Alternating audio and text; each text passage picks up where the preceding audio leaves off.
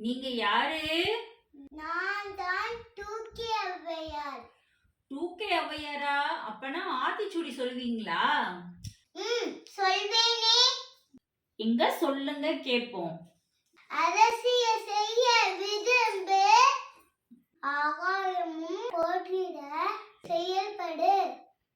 இயற்கையை ஒருபோதும் அழிக்காதே.